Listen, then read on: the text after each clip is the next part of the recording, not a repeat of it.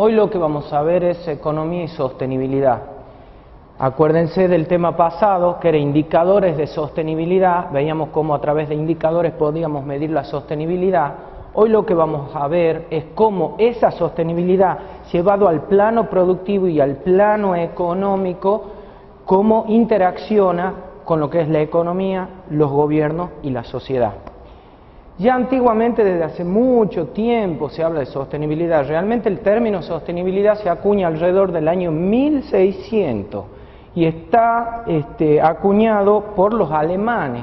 Resulta ser que en el año 1600 los alemanes ven cómo la famosa Selva Negra de Alemania, donde tienen toda su base de madera, Alemania, que en ese momento no era Alemania, era un imperio, ven cómo iba decreciendo a pasos agigantados, es la masa boscosa, y su capacidad de recuperación en el hecho de producir nuevos árboles era mucho más lenta que la velocidad a la cual ellos la iban utilizando.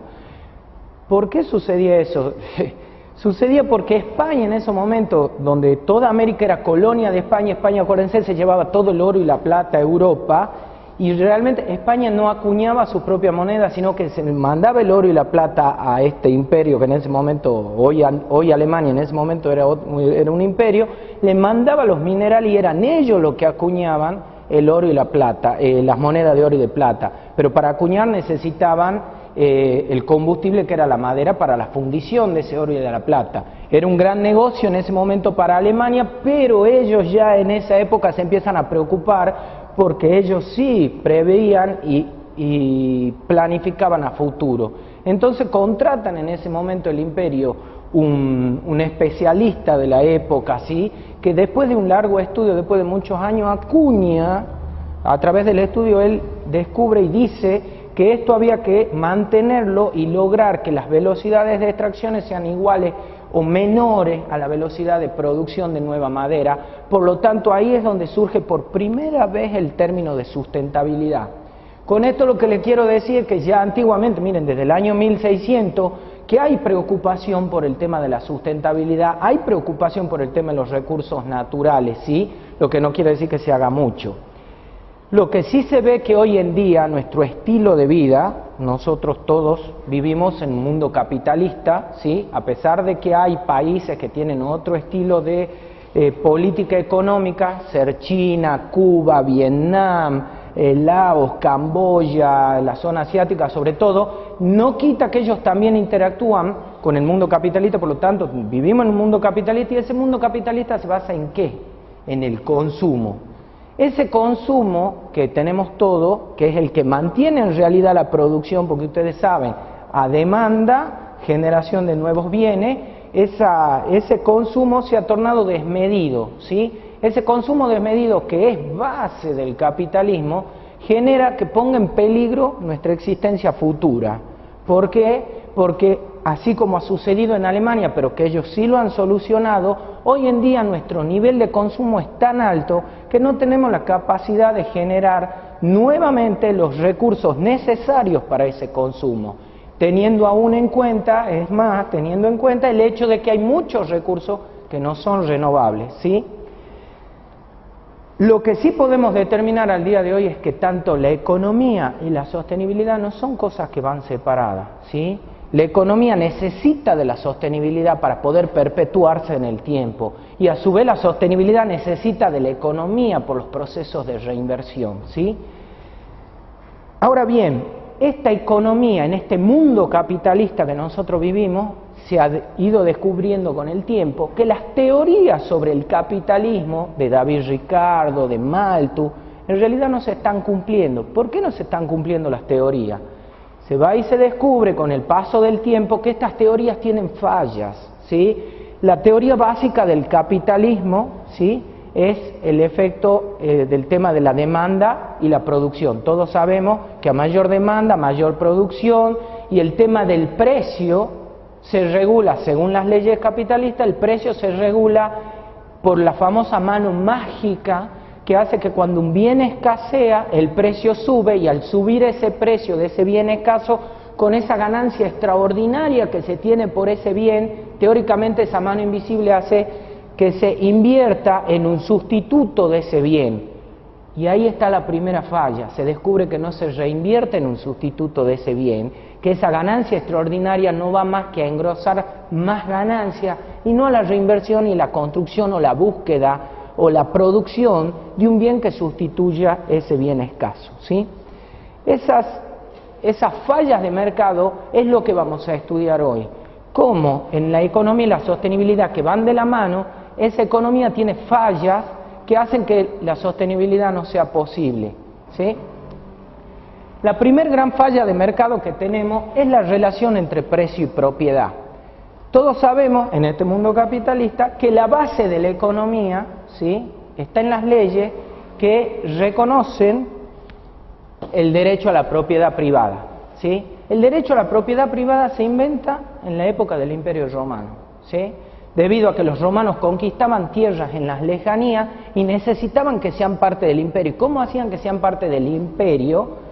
Tenían que tener mucho costo para mantener esas tierras, entonces ellos inventan el derecho de propiedad y la herencia para que aquellos generales a los cuales le pagaban con tierra, ellos mismos se encarguen de mantener las tierras en el extranjero, ¿sí? Entonces, si moría un general, teóricamente ellos, si no podían mantener eso, iban a perder la tierra, entonces generan el derecho de la herencia y con eso logran mantener el imperio sin necesidad de gastar mucho dinero, trasladando ese costo a sus ciudadanos.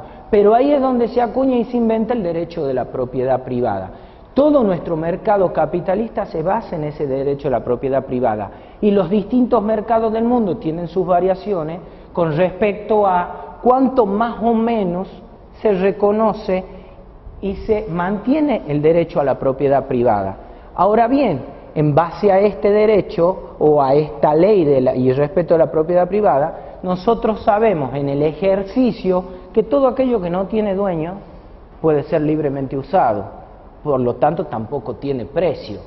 ¿Qué cosas conocemos nosotros que no tienen dueño? ¿Qué recursos naturales o qué recursos o bienes conocemos que no tienen dueño? El agua, el aire, la tierra, sí, la tierra tiene dueño, pero hay tierras que pertenecen al Estado y es como si no tuvieran dueño. Entonces ahí encontramos, y es muy conocido hoy en día, los casos que se encuentran empresas o privados explotando tierras del Estado, ocupándolas sin nunca haber pasado un proceso de compra de la tierra, ¿sí? También conocemos cómo contaminamos las aguas hoy en día, usamos indiscriminadamente el agua. Ustedes mismos cuando caminan por la calle a las 7, 8 de la mañana, ¿no encuentran los porteros de los edificios barriendo con una manguera en vez de con una escoba? Gastando agua sin ton ni son, empujando un papelito en la vereda con una manguera de agua, siendo que en esta provincia, sobre todo, tenemos grandes problemas cuando llega el verano con el agua. Entonces, no estamos pagando el verdadero costo del agua. ¿Por qué? Porque el agua no tiene dueño, ¿sí? El aire, no contaminamos el aire permanentemente, tanto nosotros como todo el mundo, con la polución de los escapes, ¿sí?, con las quemas indiscriminadas en todos lados. Contaminamos el aire. ¿Quién paga por ese aire? Nadie. ¿Por qué? Porque el aire no tiene dueño, el aire no tiene precio.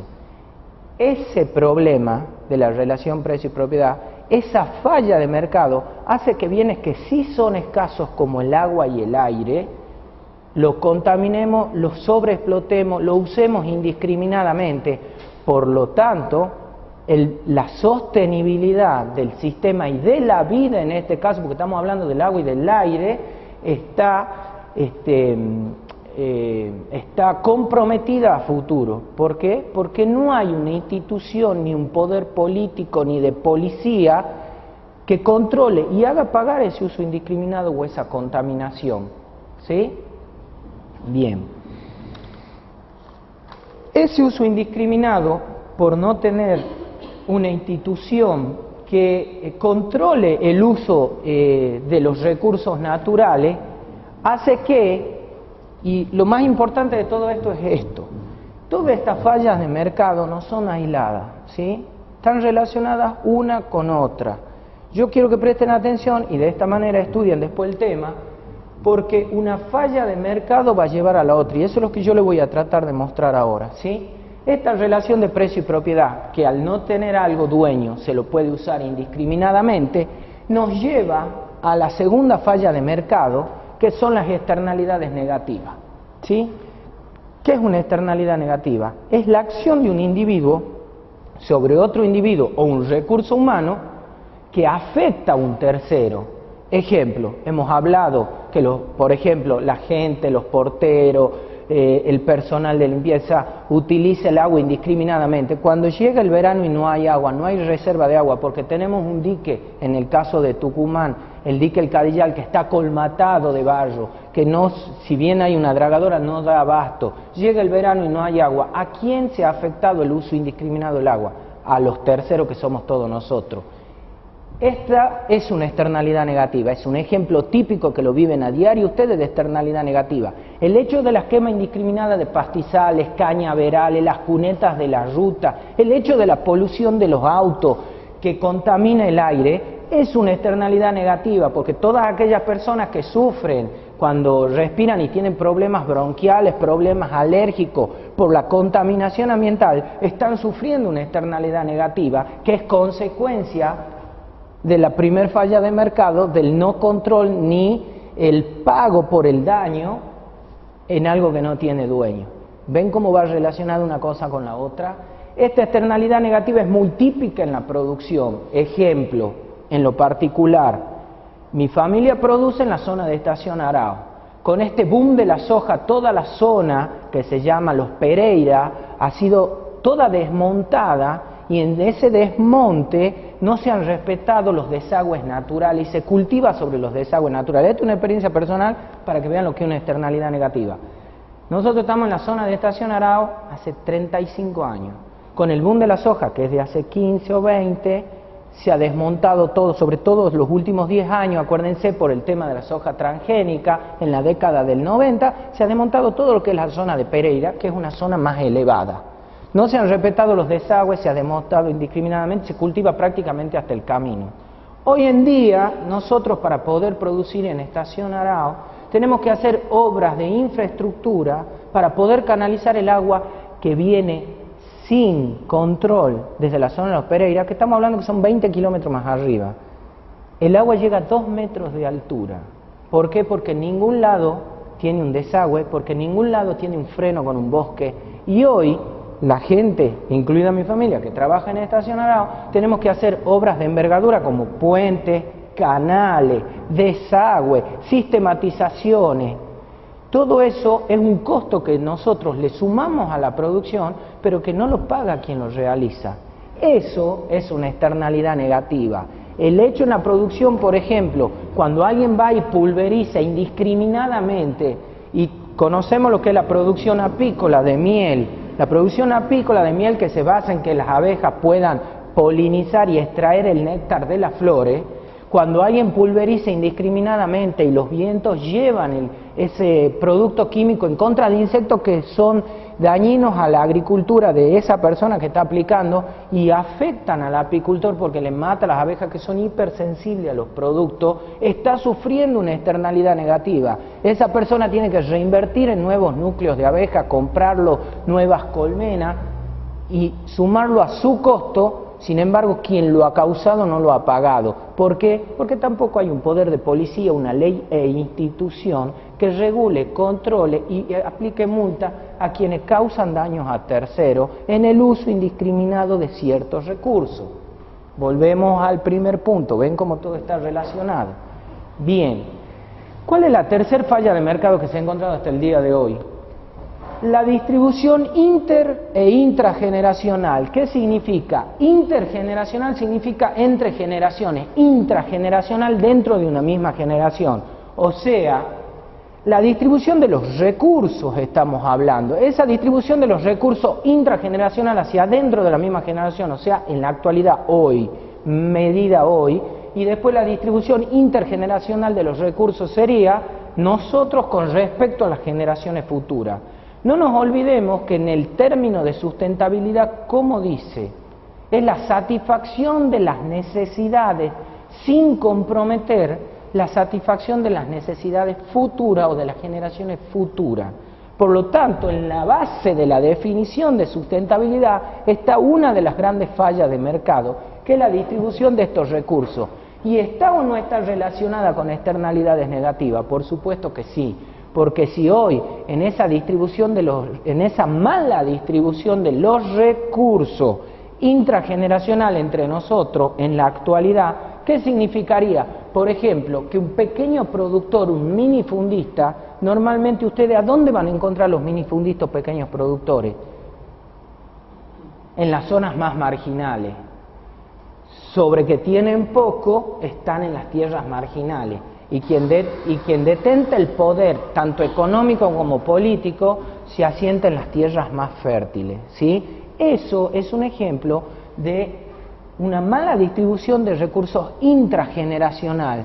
Y cuando vamos a futuro y hablamos de intergeneracional, el hecho del uso indiscriminado de los recursos, el hecho de externalidades negativas me lleva a que esa relación intergeneracional con la generación futura, estoy comprometiendo los recursos que necesitan las generaciones futuras para satisfacer sus necesidades tal cual nosotros las satisfacemos hoy.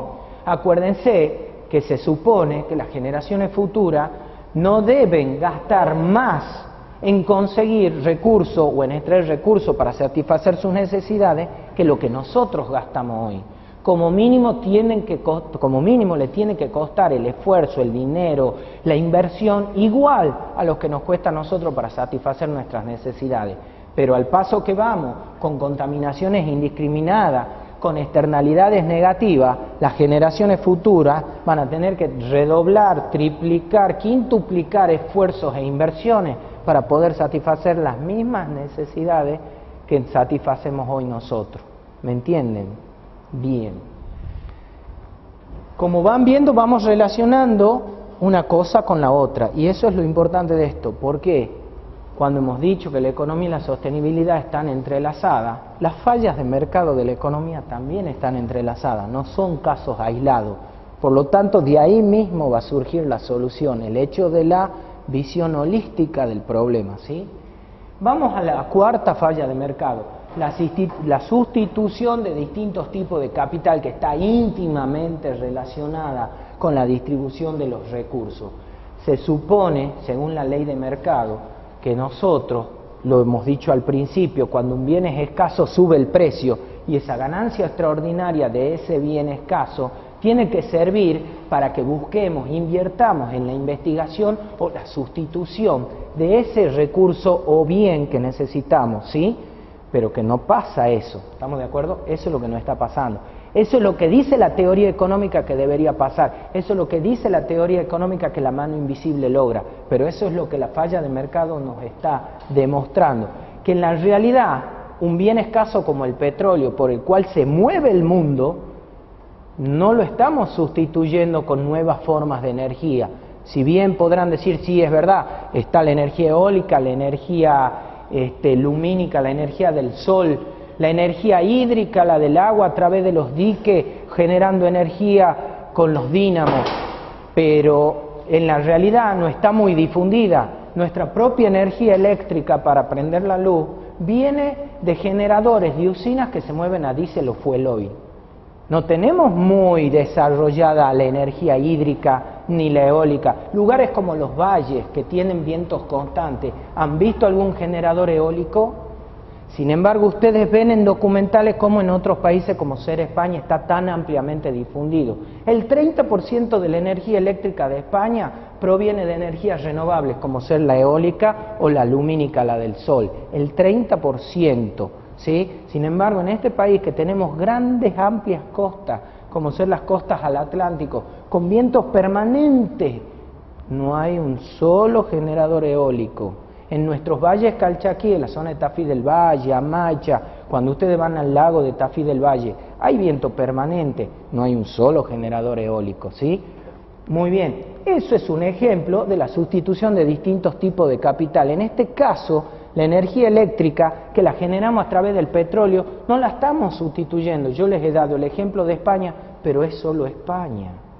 En Holanda también hay un ejemplo de generación de energía eólica y de generación de energía a través de los movimientos de la ola en el mar, con dínamos, con péndulos abajo en el fondo del mar, cerca de las costas. Ustedes saben que el agua va y viene en el mar y eso les ayuda a generar energía. Pero estamos hablando de dos casos en un mundo que tiene más de 300 países. Entonces, lo general es que no estamos sustituyendo los distintos tipos de recursos que necesitamos, ¿sí? El hecho de cuántos autos funcionan con energía renovable en este país o en el mundo. En este país ninguno.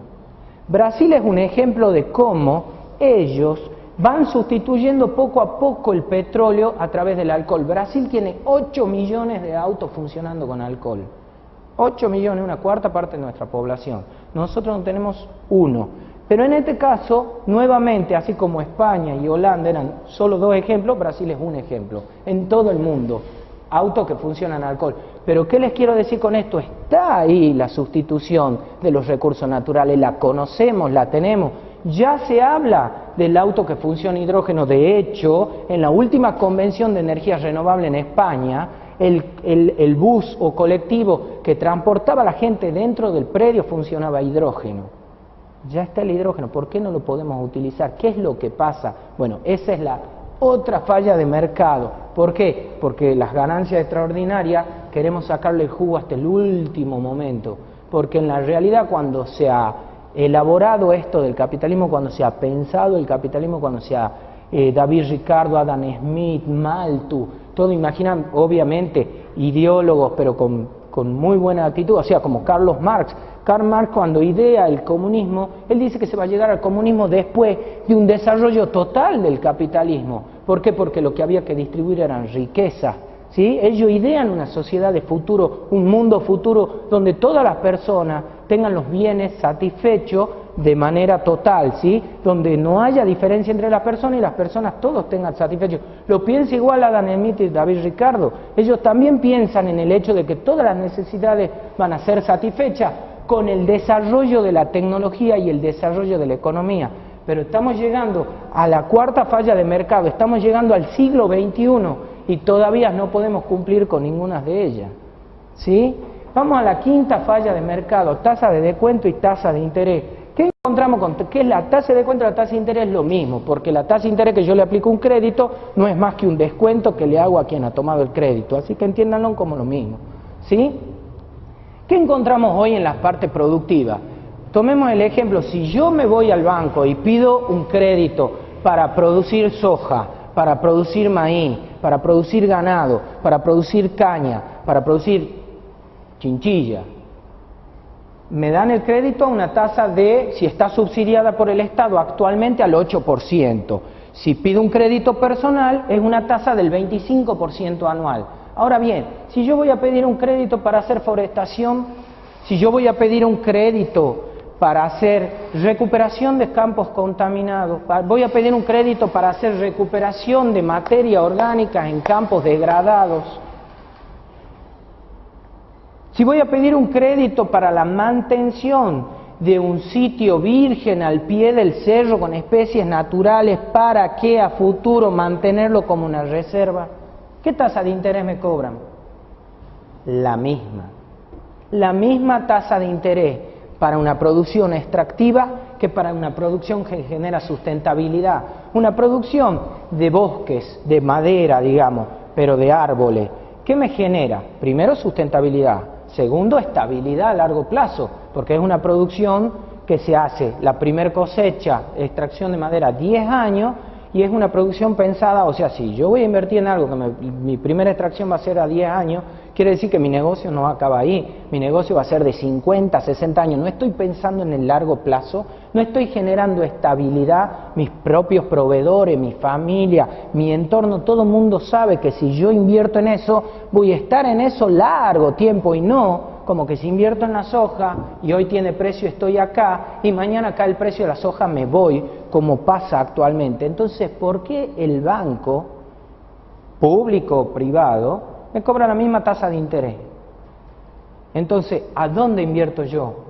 Invierto en lo más rápido, invierto en lo que más rápido me devuelve la inversión. En este caso, son todas aquellas producciones que no superan el año, los 2 años de retorno de inversión. Si les digo que yo planto un frutal o planto árboles y tengo que esperar 10 años para obtener la madera, 5 años para la primera obtención de los frutales, o sea, en ese periodo de tiempo tengo que vivir de algo. pero no hay una infraestructura, ni hay un reconocimiento a esa inversión y a esa estabilidad y a esa generación de sustentabilidad. Y en el caso de plantar árboles para la obtención de madera, encima estoy generando pulmón. No hay un reconocimiento. Otra falla de mercado. ¿Por qué? Porque no hay una tasa de descuento, una tasa de interés diferencial que me favorezca, que me incentive a generar o a producir bienes y servicios a largo plazo, estables, no contaminantes, por lo tanto sustentables. ¿Sí? Ahora bien, yo podría estar sustituyendo distintos tipos de capital a través de este tipo de producciones, ¿sí? Por ejemplo, poner una fábrica de generadores eólicos. ¿Cuál es el interés que me cobra el banco por un crédito? El mismo que para aquel que pone una fábrica que tira todos sus desagües al río. No hay una distinción entre si contamino o no, entre si planifico a largo plazo o no. Por lo tanto, ¿qué voy a hacer yo? Que voy a pedir un crédito y que estoy hipotecando mi futuro económico al pedir un crédito, porque es plata de otro, no es mi dinero acumulado, no es mi dinero ahorrado. ¿Qué estoy haciendo yo? Estoy apostando a algo que encima me cobran el mismo interés, que tengo que esperar 10 años, o 20, o 15, o 5 como menos, pero comparativamente con una producción de soja maíz de 6 meses, entonces me voy a la producción de soja maíz. Lamentablemente, el sistema nos lleva a ese punto. Esa es otra falla de mercado, ¿sí? Ahora bien, ¿no está relacionado esto con sustitución de tipo de capital? Si yo voy a poner una fábrica o voy a poner un parque eólico, voy a vender energía y me van a cobrar el mismo interés que si pusiera una fábrica de abono. Las fábricas más contaminantes del mundo no son de productos químicos, son de abonos, ¿sí? Esas son las fábricas más contaminantes del mundo. Sin embargo, a mí seguramente hasta me van a dar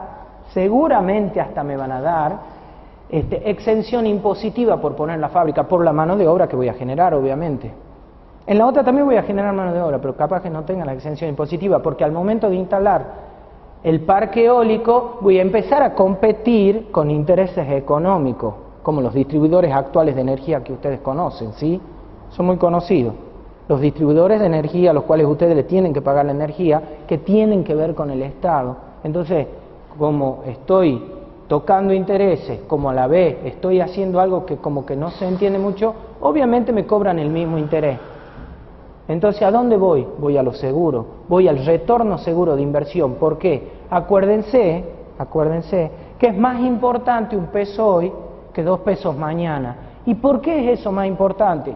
Por la siguiente falla de mercado. ¿Ven cómo todo está relacionado? La incertidumbre. La incertidumbre es una de las fallas de mercado, quizá la más importante de todas. ¿Por qué? Porque esto hace que esto no se dé, que esto no se dé, que esto no se dé, todo hacia atrás. La incertidumbre realmente casi como que gobierna todas las fallas de mercado.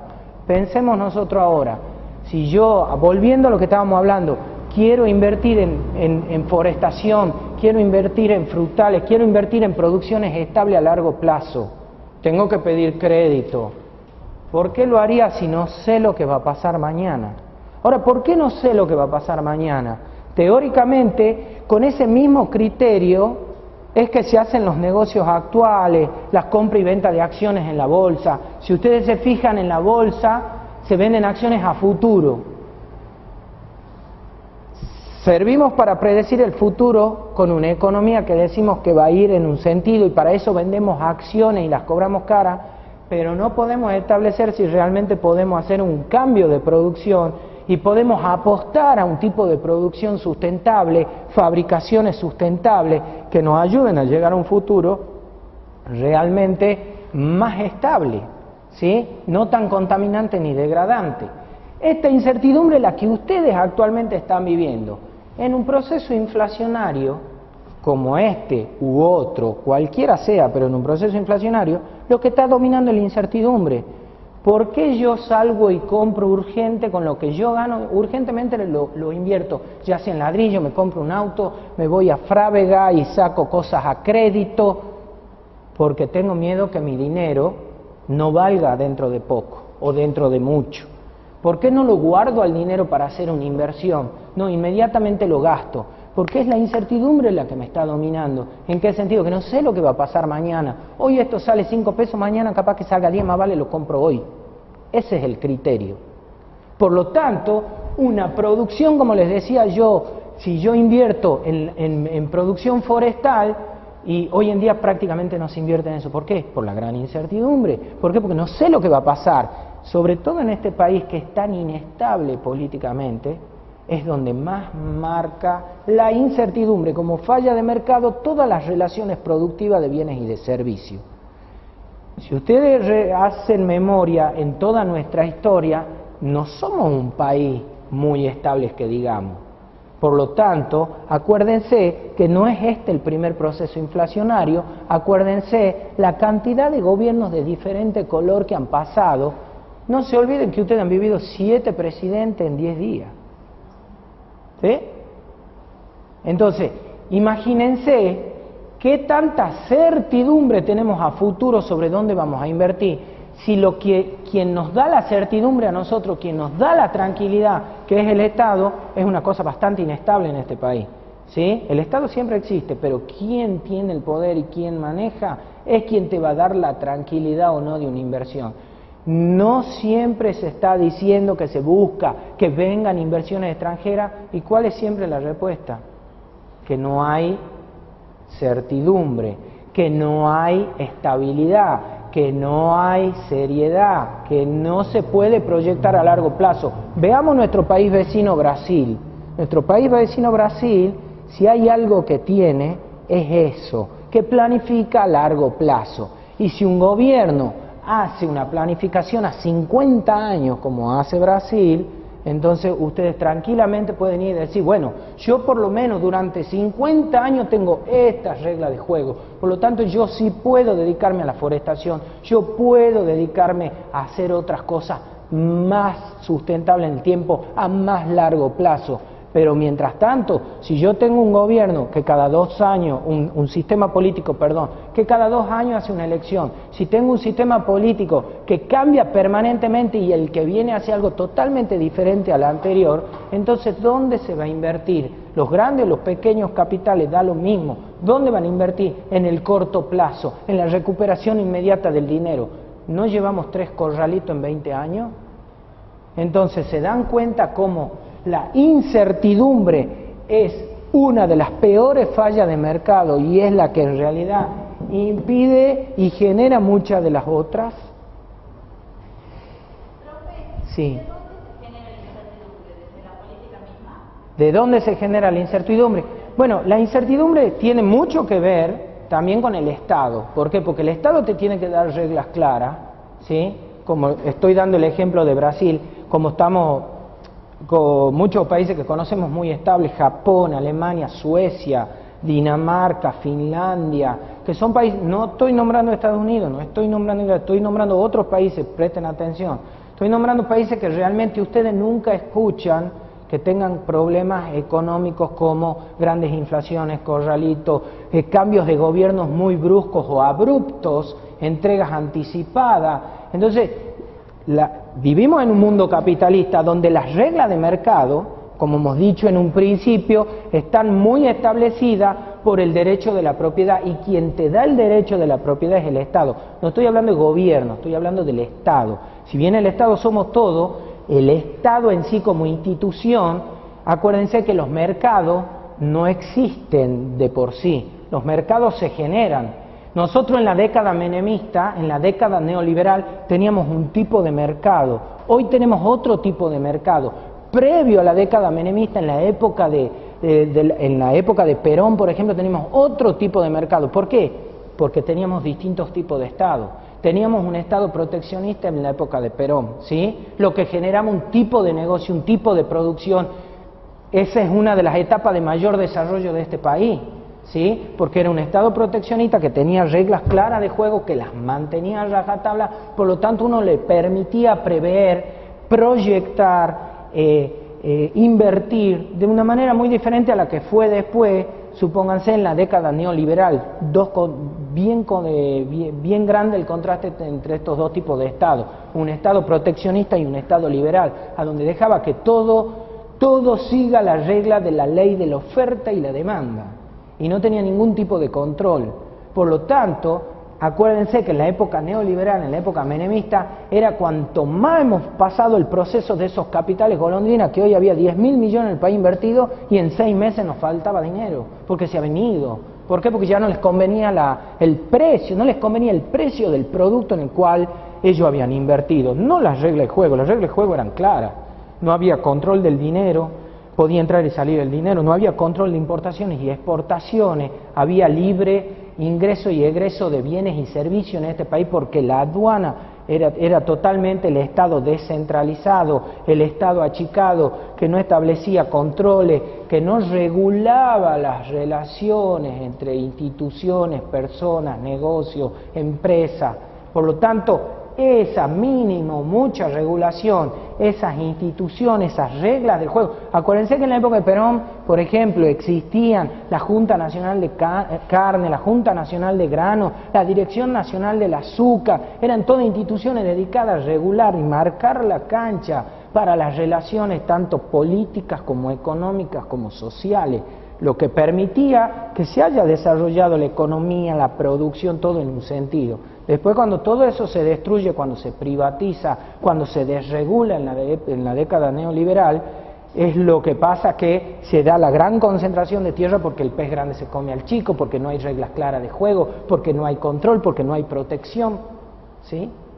Entonces, la estabilidad, la certidumbre la genera el Estado, nosotros somos el Estado. Nosotros también tenemos una cultura un poco de estar siempre viviendo sobre ascuas, de estar siempre corriendo, de no confiar en el Estado.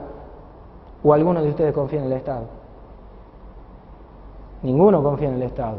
Bueno, es parte de nuestra idiosincrasia, es parte de nuestra cultura, pero eso significa que venimos de un proceso muy largo histórico de todas estas incertidumbres, de todos estos estados que un día son blancos, el otro día son negros, el otro día colorado, el otro día azul, cada uno con sus reglas, y ninguno respetando lo que está bien de la anterior. Simplemente por ser distinto lo anulamos. Esa visión cortoplacista, esa pequeñez en la visión a futuro política que tenemos lamentablemente acá y nos gobierna día a día, a nosotros mismos en nuestra relación cotidiana, con el vecino, con el docente, con el familiar, con el empleado, con el jefe. Esas relaciones gobiernan nuestra forma de ser, lamentablemente, ¿sí? No estamos pensando en una cuestión más social y en una cuestión a largo plazo. Siempre estamos pensando en el sálvese quien pueda. Cuando nosotros tenemos, es lo que yo decía, yo desde que soy chico me acuerdo que mi abuelo a mí me decía que el dinero al colchón, nunca en el banco. 3 generaciones atrás, ¿no? O sea, mi abuelo era inmigrante, mi abuelo ha venido de España, y mi abuelo guardaba la plata en el colchón, por así decirlo, ¿sí? O sea, imagínense, mi abuelo, mi padre, yo, entonces, nosotros todos tenemos eso, o sea, ¿quién confía en el banco acá? Cuando hubo una época que se empezó a confiar en el banco, vinieron los primeros corralitos. O sea, es fácil, pero es complicado a la vez, porque no solo pasa, o sea, si decimos, sí, está bien, el Estado es el que tiene que establecer las reglas del juego, pero nosotros también somos el Estado. Claro, ¿de quién depende también el Estado fuerte, no? Si bien depende de las políticas, pero también hasta dónde se involucra la ciudadanía, ¿no? Perfecto, bueno, a eso voy. Nosotros también somos el Estado, nosotros necesitamos también empoderarnos, como se dice. Empoderar significa que participemos y que tomemos el poder. Así como cuando hace 20 años atrás la mujer se decía que no tenía poder, no participaba de los espacios de poder, hoy en día tenemos una presidenta, y no solo acá. La presidenta de Islandia es mujer, el presidente de Alemania es mujer, la presidenta de Argentina es mujer. Ayer le acaban de otorgar el Premio Nobel de la Paz a una presidenta mujer africana, y otros 2 premios Nobel de la Paz a 2 militantes mujeres por la paz. O sea, la mujer en este proceso se ha empoderado en el tiempo, pero nosotros como sociedad en este país todavía no nos empoderamos. Nosotros esperamos que siempre venga alguien y nos salve. Nosotros tenemos una formación, una idiosincrasia que estamos esperando que el superior, el caudillo, porque venimos de un proceso caudillista en este país, ¿sí? Irigoyen ha sido un caudillo, Perón ha sido un caudillo, Alfonsín ha sido un caudillo, ¿sí? Todos tienen figura de caudillo. Menem fue un caudillo, no como lo conocemos en la historia de Solano López, ni el Tigre de los Llanos, pero sí, yo me acuerdo haberlo visto a Menem en La Rioja cuando era gobernador, y era todo mundo atrás de él siguiéndolo como el Mesías. Yo en esa época lo miraba a Menem y decía, wow, y tenía las patillas grandes, y tenía toda una figura de caudillo, ¿sí? Porque tenía una impronta propia, y la tuvo, para bien o para mal tenía una impronta propia, no era un equipo político, con su equipo de trabajo, con los asesores, no, tenía una impronta propia, y esta figura de caudillismo también hace que todos depositamos en esa persona la salvación y los demás seguimos haciendo lo que podamos, lo que queramos, pero sin trabajar en conjunto, y ese trabajo en conjunto es el que también genera estabilidad. Cuando yo estoy tomado de la mano a varias personas, estoy más tranquilo que cuando estoy solo a la defensiva, ¿o no? Bien. Entonces, esto de la incertidumbre que nos ha llevado su proceso, como les he dicho, que era uno de los más importantes de la falla de mercado y que a su vez gobierna lo demás, también nos lleva a esto, al estímulo a la especialización. Lo que tiene este estímulo a la especialización, que si bien está un poco desconectado, pero es una consecuencia de todo lo anterior. ¿Por qué? Porque para nosotros lograr esa eficiencia en la producción, que es muy típico del concepto del capitalismo, ¿cuál es? Acuérdense, en los temas pasados que hemos visto, cuando se produce lo que se llama la división internacional del trabajo. ¿Qué marcaba la división internacional del trabajo? Que cada uno, que cada país, que cada región se dedique a hacer lo que mejor podía y lo que más eficientemente producía. Caso de los países del norte, se industrializan y dicen, bueno, nosotros nos industrializamos, nosotros tenemos la tecnología, nosotros producimos todos los bienes industriales, y ustedes, Asia, África, Latinoamérica, ustedes producen las materias primas, porque ustedes son eficientes en eso y nosotros somos eficientes en esto. Claro, nadie contaba con lo que se llama el deterioro en los términos de intercambio, que año a año necesitamos más cantidad de materia prima, más cantidad de trigo para comprar la misma computadora, más cantidad de maíz para comprar el mismo tractor. Eso que se llama deterioro en términos de intercambio es parte de todas estas fallas de mercado, a donde esto nos demuestra que este estímulo a la especialización ha fallado, a donde se pensaba en un principio, cuando surgió el capitalismo y la división internacional del trabajo, que el mundo iba a ser una gran aldea y que cada región iba a producir lo que mejor podía de una manera más eficiente. ¿Qué significaba de una manera más eficiente? Que el bien iba a ser más barato, lo más barato posible, y que la tecnología a futuro iba a hacer que se abaraten los costos de todos los procesos y por consecuencia de los bienes que se iban a intercambiar. ¿Y qué hemos encontrado? Que en realidad lo único que se abarata a futuro son las materias primas y la tecnología y la industrialización cada vez más cara. Consecuencia del mismo proceso de que la sustitución de distintos tipos de capital no se está realizando. Ven cómo todo está relacionado. Al no realizarse la sustitución de los distintos tipos de capital, producir una materia prima como un grano, como una madera, sí se puede, pero la industrialización que lleva minerales, que como el petróleo es bajo suelo, bajo tierra, cada vez es menor, por lo tanto cada vez vale más, porque ahí sí se aplica a rajatabla la ley de la oferta y la demanda. ¿Me siguen? Bien. A todo esto, ¿cómo podemos llegar a solucionar estos problemas que tenemos nosotros? Porque a todas estas fallas de mercado hay que lograr solucionarlas, corregirlas, ¿sí? Y va a partir de lo mismo que estábamos hablando recién. No podemos nosotros como individuos aislados solucionar lo que es un estilo de vida mundial, pero sí podemos a través del Estado corregir estas fallas de mercado, ¿sí?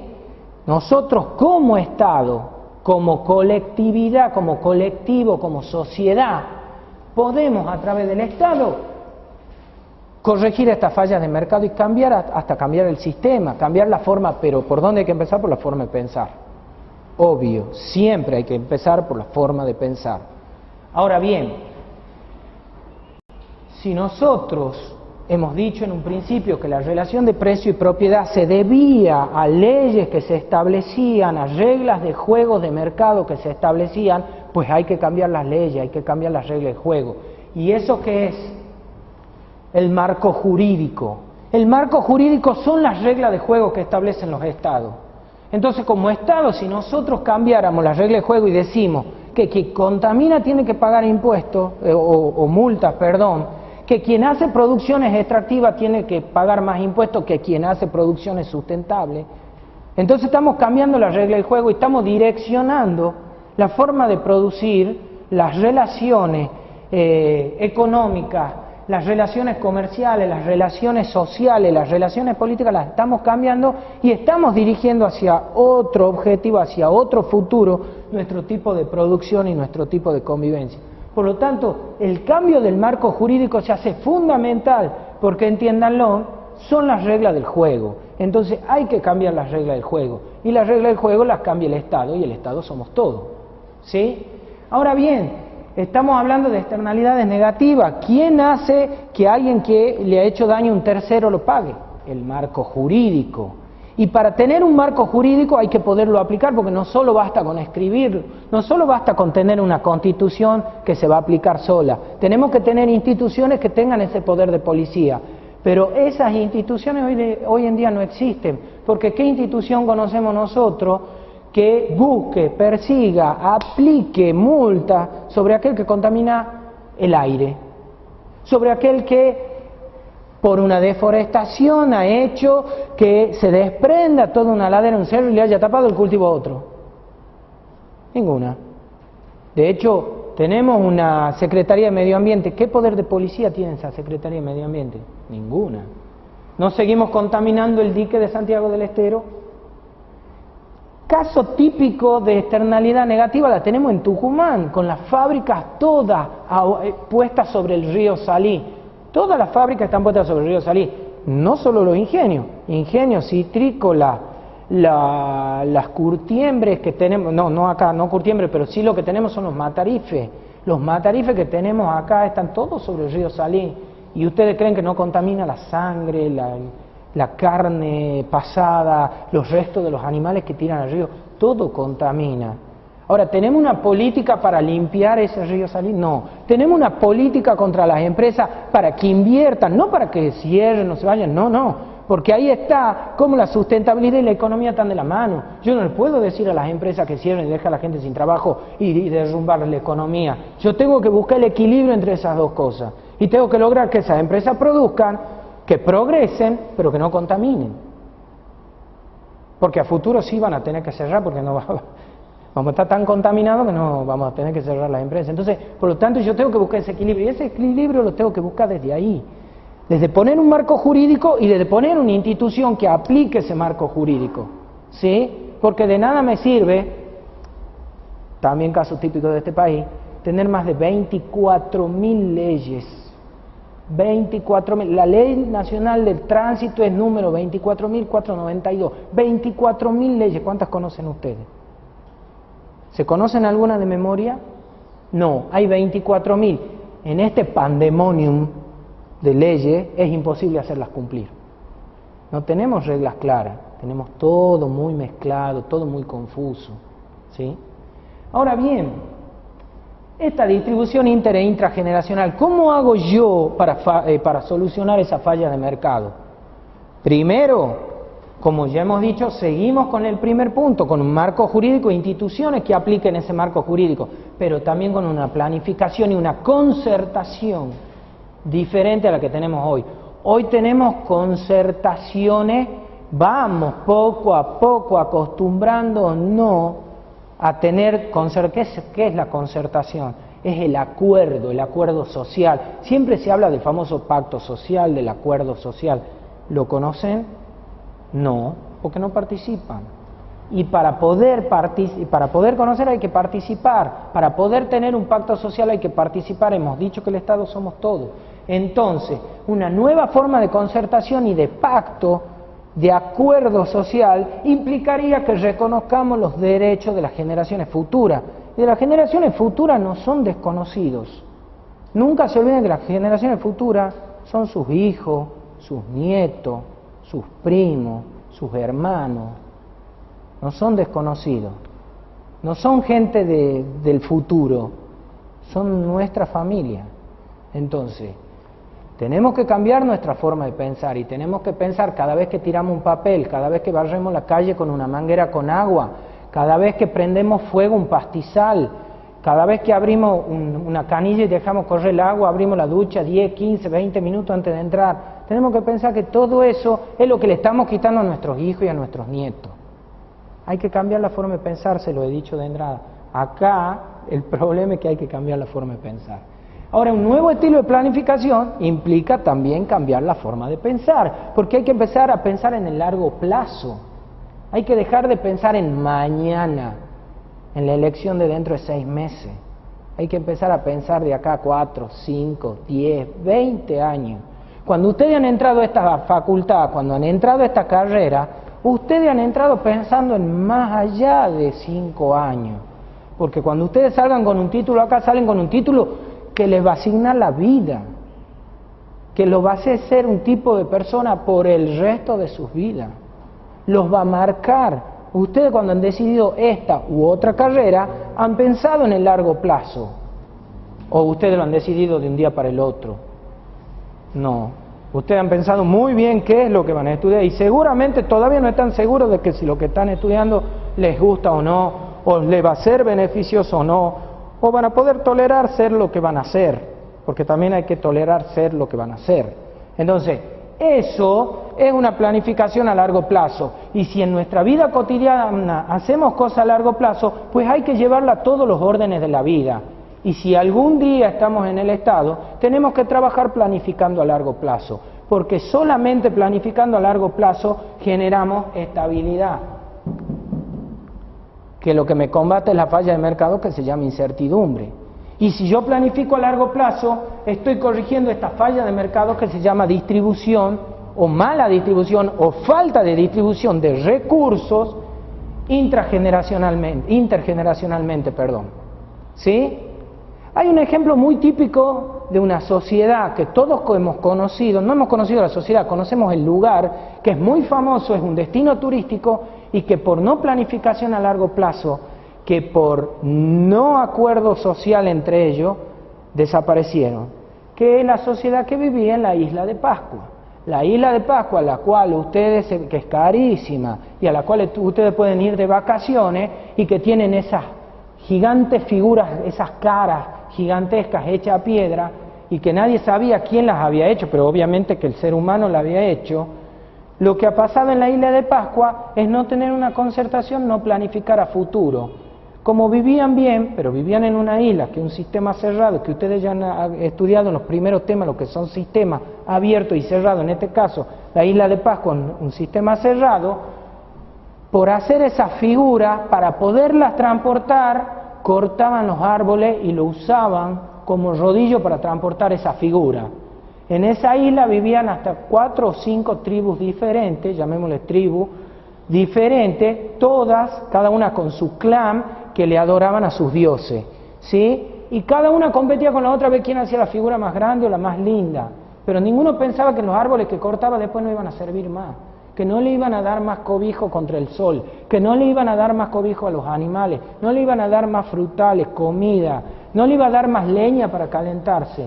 Todo ha terminado en una guerra intestina entre ellos y la posterior emigración de los que sobrevivieron. Y hasta hace no mucho todavía se tenía el misterio de quiénes habían hecho la figura en Pascua y por qué no había gente ahí. Pero ustedes cuando van a Pascua no hay ni un arbusto. La isla de Pascua parece una gran cancha de golf, ¿sí?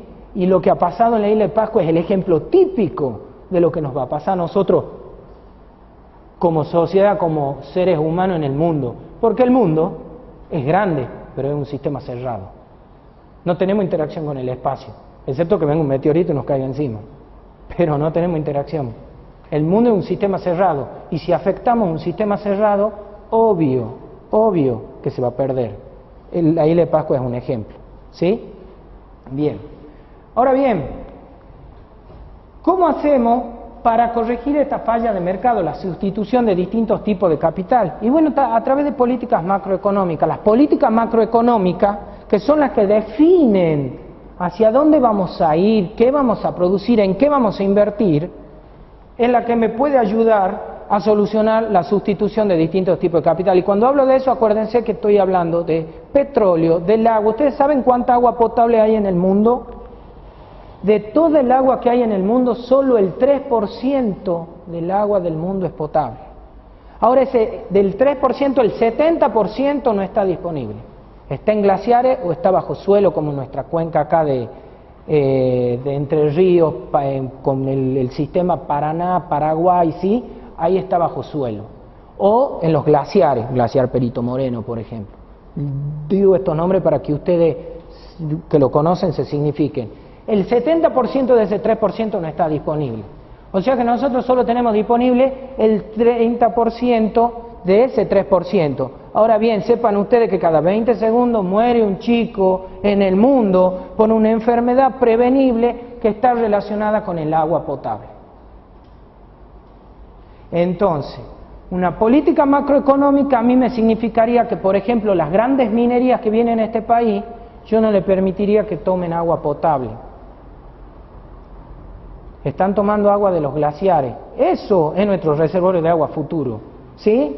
Entonces, una política macroeconómica a mí me permitiría sustituir distintos tipos de capital. Por ejemplo, cambiaría leyes y permitiría que se instalen polos de generación energética con energía renovable. ¿Por qué? Porque lo que tengo que cambiar son las reglas del juego con las grandes multinacionales que controlan la energía. Eso es una política macroeconómica. Entonces, como España, permitiría que venga alguien, un consorcio de un edificio, ponga paneles solares en el edificio y ellos mismos administren su propia energía y si les sobra la puedan vender, como sucede en España. Hoy en día con las reglas actuales, con las leyes actuales, yo no puedo vender, si tengo paneles solares y me sobra energía, no la puedo vender, porque está concesionado el servicio a multinacionales. Entonces lo que tengo que cambiar yo son políticas macroeconómicas. ¿Y desde dónde la cambio? ¿Desde mi individualidad? No, desde la sociedad, y la sociedad es el Estado. Por lo tanto, hay que empoderarse, hay que participar. Por último, tasas de descuento, tasa de interés. No hemos dicho que yo no invierto en forestales porque tengo que esperar 10 años con los brazos cruzados para obtener mi primer cosecha, mi primer fruto, mi primer madera, y estoy pagando el mismo interés que otro que invierte en soja, maíz, trigo, que solo en un proceso de 6 meses recupera inversión y se va, paga el crédito y se va. Yo, sin embargo, tengo que esperar 10 años para poder pagar con mi primer producción ese crédito y, sin embargo, a mí me han aplicado el mismo interés, no me han ayudado desde ningún punto de vista. Entonces, con políticas macroeconómicas cambio. ¿Por qué? Porque quien gobierna el crédito y las tasas de interés no es otro que el Estado, porque es el que establece las reglas de juego entre los bancos.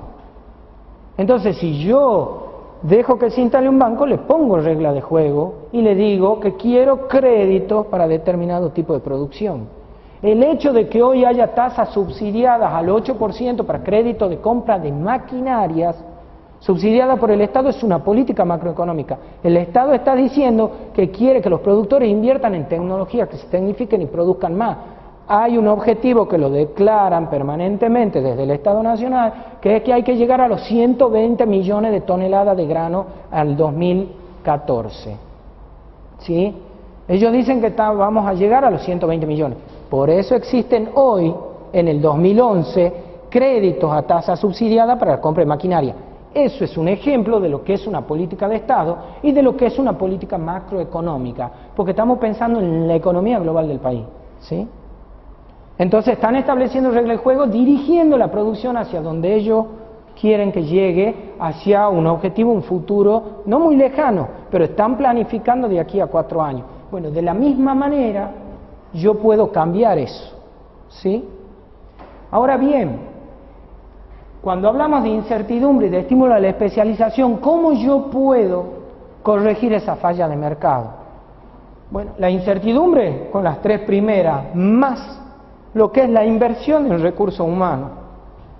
La inversión de recursos humanos no es la menos importante de las medidas a realizar.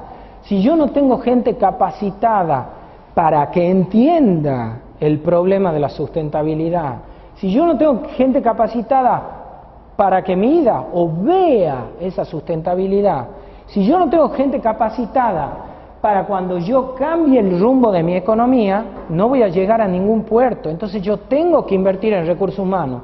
La inversión del Estado en recursos humanos es esto, ustedes, es la educación pública. Lo están viendo hoy en Chile, las batallas campales de los estudiantes pidiendo educación pública y un Estado que les dice que no. Es un Estado que no está invirtiendo en recursos humanos. ¿Por qué? Porque en este caso Chile se basa en que las empresas privadas invierten en los capitales humanos, en los recursos humanos. Es una política que la tienen desde la época de Pinochet, les sirve a ellos, pero hoy en día a la sociedad no les sirve. Como Estado les sirve porque son las grandes empresas las que aportan al Estado chileno, pero hoy en día a la sociedad no les sirve y la sociedad está reclamando ese cambio. La sociedad le está reclamando al Estado que invierta en recursos humanos. La educación pública es invertir en recursos humanos, ¿sí? Entonces yo tengo que invertir en recursos humanos para poder cambiar todo. Yo no puedo salir de la noche a la mañana y decir, bueno, ahora vamos a ser sustentables. No, la sustentabilidad es un proceso de inversión, ustedes lo han leído. Yo para ser sustentable tengo que llegar quizás a 20, 30, 40, 50 años de inversión permanente. ¿Pero inversión en qué? En puentes, en ríos. No, la sustentabilidad, acuérdense que es todo. Acuérdense que la sustentabilidad está hecha por 3 subsistemas. El ecológico, que es donde está la producción, el social, que somos nosotros los que producimos, y el económico, que es una consecuencia de los 2 anteriores, pero que los 3 generan lo que es una mesa de 3 patas. Y para yo lograr esa sustentabilidad tengo que invertir en esa mesa. No eso, y para cambiar la mentalidad, ¿cómo hago? Para cambiar la idiosincrasia, ¿cómo hago? Inversión en recursos humanos y tecnología. ¿Sí? Yo no puedo cambiar la idiosincrasia y la mentalidad y dirigir hacia un lado o hacia un objetivo el país, una provincia, el mundo, si yo no invierto en recursos humanos que generen esto. ¿Sí? ¿Me siguen? ¿Han entendido? ¿Alguna duda? Bueno, eso ha sido todo, chicos.